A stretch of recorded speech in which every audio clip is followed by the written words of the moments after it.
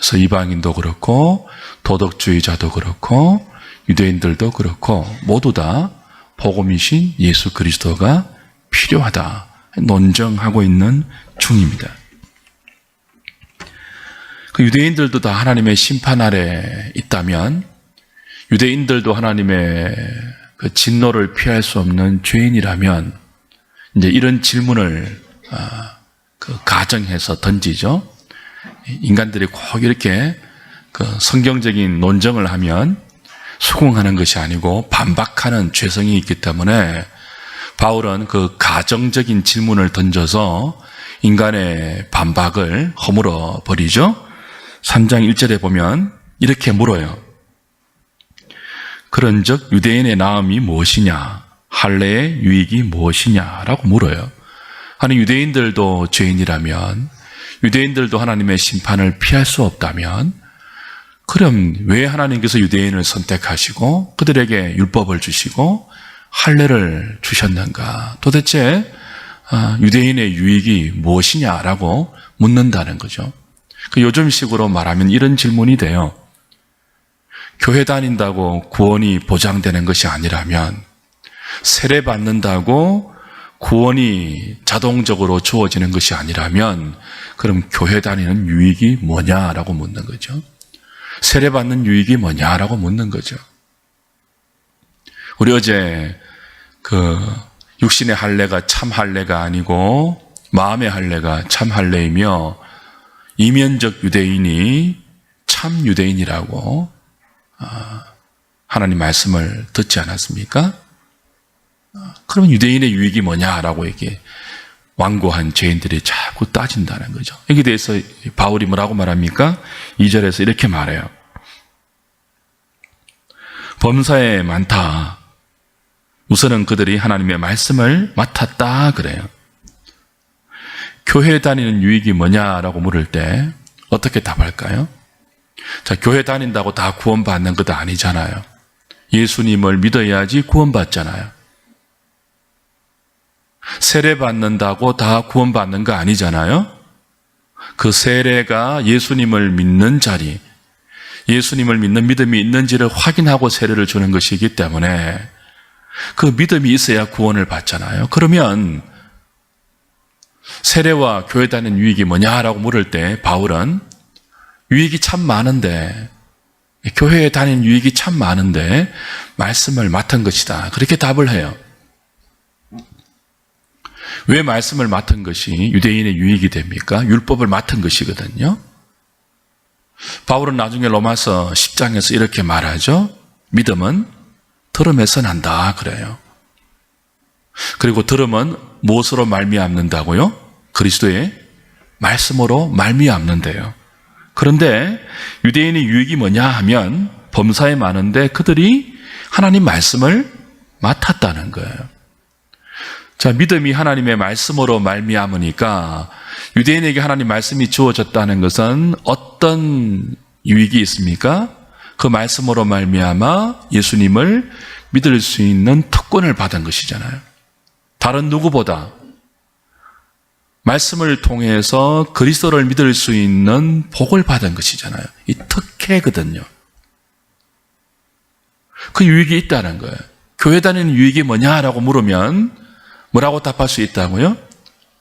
매일 말씀을 들으니까 그 말씀을 들을 기회를 세상 그 어떤 인생보다 많이 확보받아서 말씀을 귀에 들으니까 믿을 수 있는 예수님을 그리스도로 믿을 수 있는 기회를 그 어떤 인생보다 많이 받은 거예요. 이 특권이죠. 가장 큰 혜택이죠. 유익이라는 거예요. 유대인도 죄인이다. 유대인도 하나님의 심판에서 피할 수 없다. 그러면 인생들이 뭐라고 질문한다고요? 그럼 유대인이 유익이 뭐냐 도대체? 하나님의 답변은 무엇입니까? 범사에 많은데 유익이 말씀을 맡은 것이다.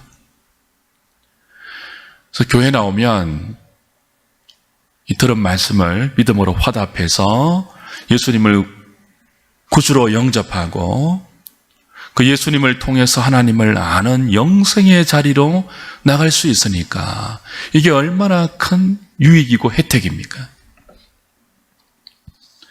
그럼에도 불구하고 이 큰 특혜가 있음에도 불구하고 매일 말씀을 귓가에 들음에도 불구하고 교회에 다니면서도 믿지 못하는 자들은 어떤 면에서는요, 큰 혜택을 받았기 때문에 마지막 심판대에서 더 큰 심판을 받습니다.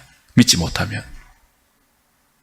다른 사람은 말씀을 들을 기회가 없어서 못 믿었다면 이 사람들은요, 매일 말씀을 듣고 매주 듣고 예배를 드리고 믿을 수 있는 기회가 그 어떤 인생보다 많이 베풀어졌다는 거예요. 그 큰 혜택이 주어졌음에도 불구하고 믿지 못했다면 더 큰 심판이 있다는 논리가 가능한 거죠. 그럼에도 불구하고 그런 결론을 내리지 않고 3절에 인간은 또 이렇게 반박을 하죠. 어떤 자들이 그래요. 어떤 자들이 믿지 아니하였으면 어찌하리요.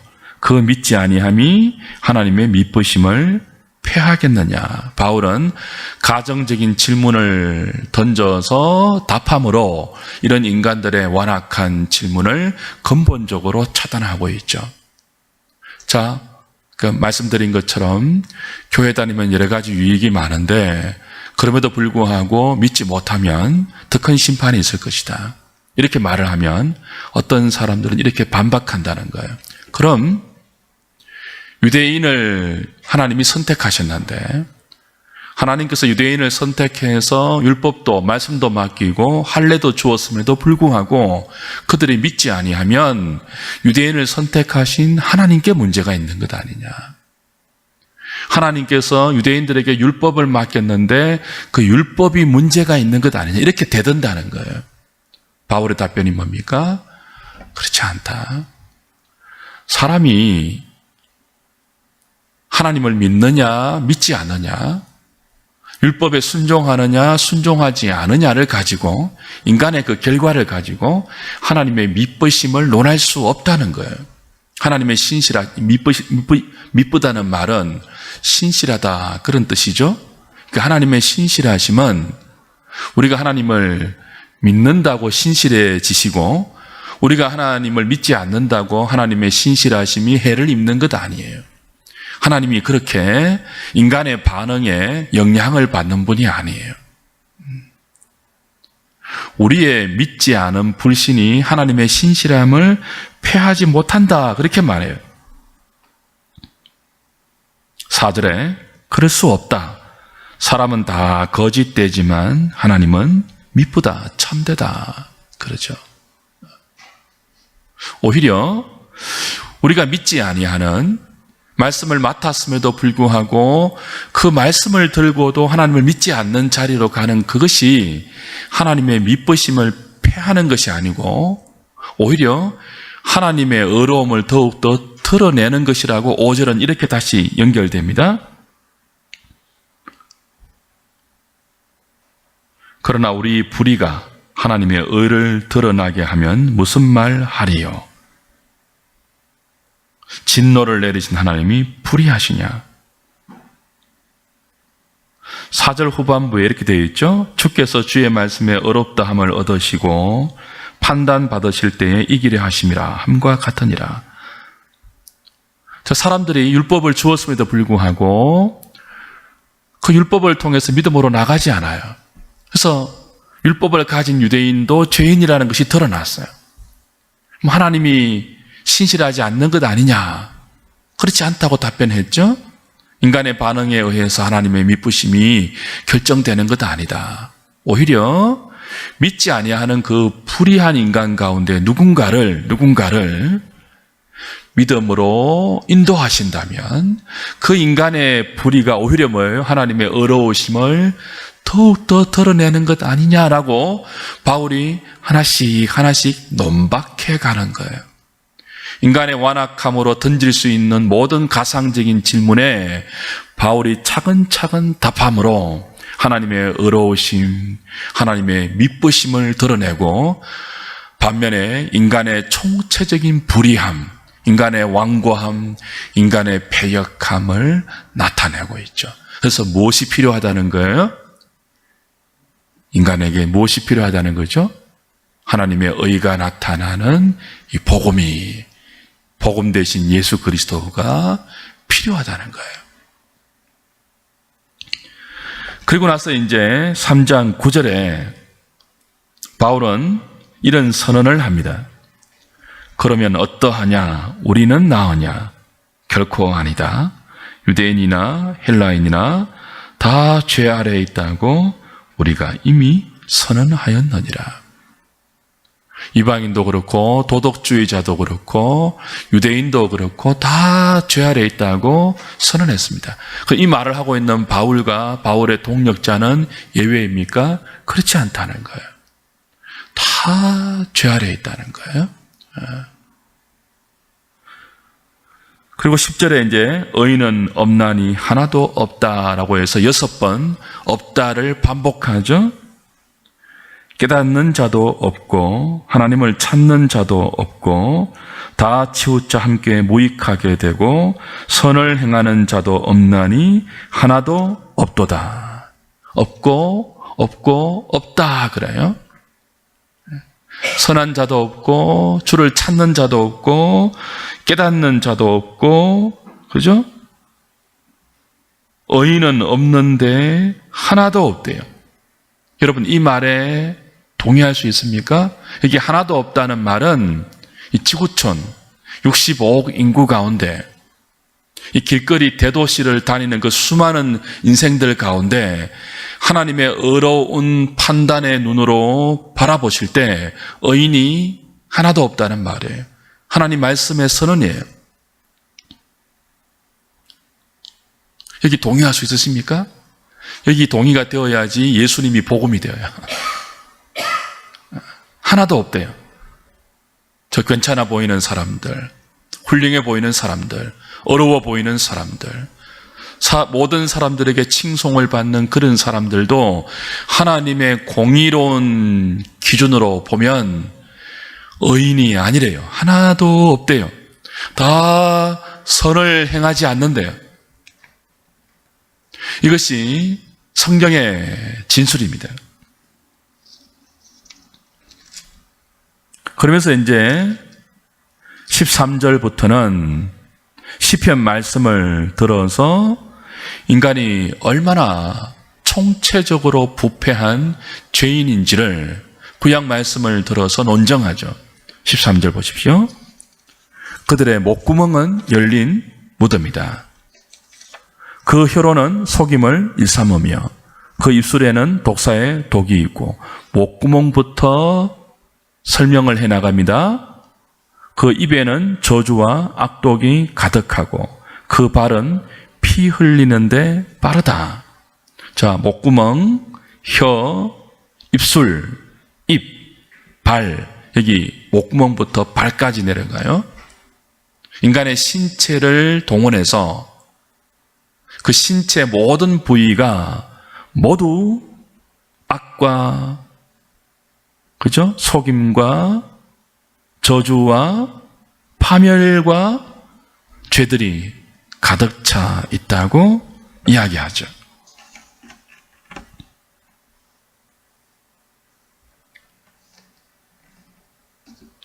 전적인 인간의 부패입니다. 어떤 각도로 인간을 보아도 썩지 않은 데가 없다는 성경의 표현입니다. 목구멍만 썩은 것이 아니고 목구멍, 입술, 입, 그리고 발, 혀 모두가 부패했다는 거예요.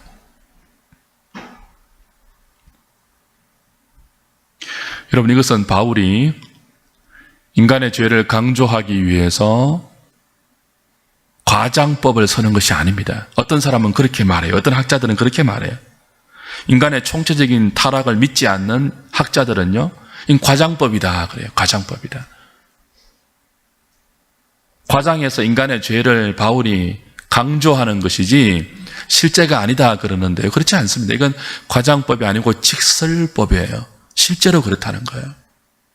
우리 인간의 부패한 실상을 실제적으로, 직접적으로 이렇게 하나님 말씀을 통해서 논박하고 있는 거죠. 근데 우리 인생들은요, 성경이 이렇게 분명하게 우리는 총체적으로 부패해서 예수님이 필요하다, 구원자가 필요하다, 복음이 필요하다라고 말하는데 꼭 이런 사람이 있다는 거죠.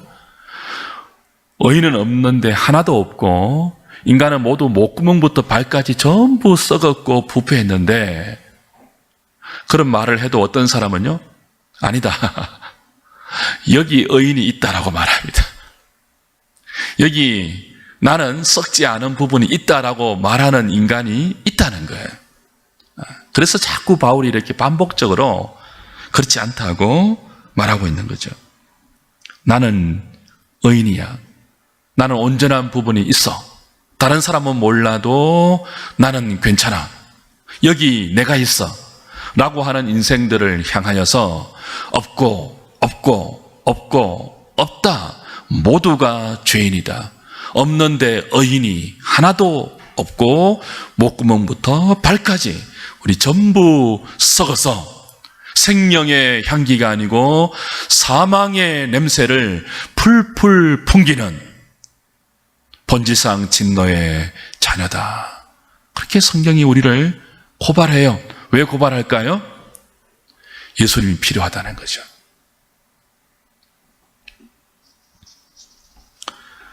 사랑하는 여러분, 교회에 다닌다고 저절로 구원을 주시는 것이 아니라고 했죠. 말씀을 통해서 예수님을 영접해야 돼요. 말씀을 통해서 나의 실제를 인정하고 다른 사람이 아니고 내가 예수님이 필요하다는 것을 깨달을 때, 이제 내일부터 보겠지만 반전이 일어나죠. 3장 21절에 그러나 이제는 이라고 되거든요. 그러니까 반나우, 그러나 위대한 반전이 이 성경의 진술 앞에 그렇습니다. 하나님, 내가 바로 그 장 본인입니다 라고 인정하는 사람에게 율법 외에 또 다른 하나님의 의가 되시는 복음, 그리스도가 구원자로 나에게 다가오는 것입니다. 사랑하는 여러분, 예수님이 필요하지 않는 인생이 없습니다. 우리 교회에 오래 다녔으면 오래 다니는 것만큼 예수님에 대해서 무뎌지면 안 되고요. 예수님에 대해서 더 간절한 마음이 있어야 돼요. 더 예수님을 알려고 하는 마음이 우리 안에 일어날 수 있도록 아침에 좀 기도하면 좋겠어요. 여러분, 저희들이 총체적으로 부패한 인간이죠. 목구멍부터 발까지요, 자기만 위해서 살아라고 소리를 칩니다. 세상 전부가 총체적으로 썩어 있어요. 온 세상이 복음 대신 그리스도를 필요로 합니다. 교회 나오지 않으면, 교회 나와서 하나님 말씀으로 우리의 삶과 우리가 살아가는 무대인 세상의 본질을 설명 듣지 아니하고 우리의 목구멍부터 발까지의 하나님 없는, 그리스도의 은혜 없는 인간의 상태를 하나님 말씀으로 설명 듣지 않으면 우리는 우리의 실존을 몰라요. 우리 목구멍부터 발까지 무엇을 추구합니까? 네가 하고 싶은 것 하고 살아라고 듣고 추구하고 행동해요. 그리고 혀로 말해요. 머리로 생각해요. 한번 태어났으면 하고 싶은 거 다 해보고 사는 것이 행복이지. 하나님처럼 한번 살아봐야지. 그런 정신으로 세상이 팽배해 있지 않습니까? 구원은 목구멍부터 발끝까지 총체적으로 자기를 향하여 살아가는 이 부패한 인생에게 총체적으로 회복이 임하는 것입니다. 누구로 말미암아서요? 복음 대신 예수님으로 말미암아서. 우리 주일날 이제 다음 주일날, 이번 돌아오는 주일날 요한일서 본문 가지고 다시 구원이 무엇인가 다시 확인할 텐데요. 우리 안에 새로운 본성이 들어와 있는 거잖아요. 하나님의 생명이 들어와 있어서 이건 종류가 다른 인생이 되는 거예요. 새로운 피조물이 되는 거예요. 예수님 없는 사람과 완전히 다른 인생이 우리 예수 믿는 사람들이에요. 예수 모르는 사람보다 조금 더 나은 정도가 아니에요. 우리는 완전히 종자가 달라요. 총체적으로 달라진 사람들이에요. 하나님의 생명이 없고 복음 대신 예수님이 없는 인생은 총체적으로 부패해서 총체적으로 그 부패한 정신을 가지고 총체적으로 자기 몸을 그 부패한 마음의 원함대로 반응시키며 살아가요. 그 하이라이트가 뭐예요? 자기를 위해서 사는 거예요. 목구멍도 자기를 위해서 동원하죠. 혀도 자기를 위해서 동원해요. 손과 발과 입술도 자기를 위해서 동원해요.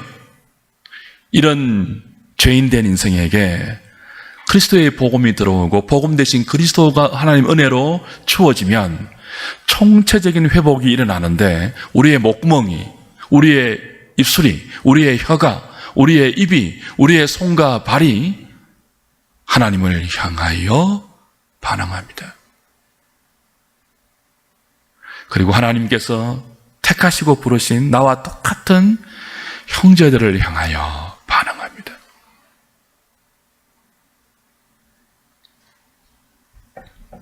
그렇게 되지 않을 때마다 우리 안에 타락한 옛 본성이 또 목구멍부터 발까지 너 자신을 위해서 살아라고 말할 때마다 우리는 또 말씀을 들으면서 그것이 생명에 속한 삶이 아닌 것을 확인받고 또 주 앞에 나가 은혜를 구하고 우리의 죄성을 끌어안고 하나님께 탄식하면서 나는 교회 다녀서 예수 믿었음에도 불구하고 또 복음 대신 예수님이 필요합니다. 한순간도 예수님이 필요하지 않는 순간이 없다고 고백하면서 우리를 은혜 앞에 세우게 되죠. 사랑하는 여러분, 한순간도 예수님이 필요치 않은 때가 없습니다. 오늘 자칫 방심하면요, 여러분의 목구멍은, 여러분의 입술과 혀와 손과 발은 또 어디로 진행되고 어디로 반응한다고요? 세상이 이끄는 대로, 자기 자신을 위해 사는 대로 너무나 자연스럽게, 너무나 우리의 체질에 맞게 반응할 거예요. 그래서 우리는 오늘도 주님이 필요하고 그 주님이 우리에게 베푸시는 한량없는 은혜가 필요하고 그 은혜가 우리에게 이끌어가는 하나님 사랑, 형제 사랑의 삶을 살아내기 위한 무릎꿇음과 기도의 강구가 필요한 것입니다. 찬송하고 복음 대신 그리스도를 다시 한번 하나님께 기도로 구하는 이 아침이 되면 좋겠습니다.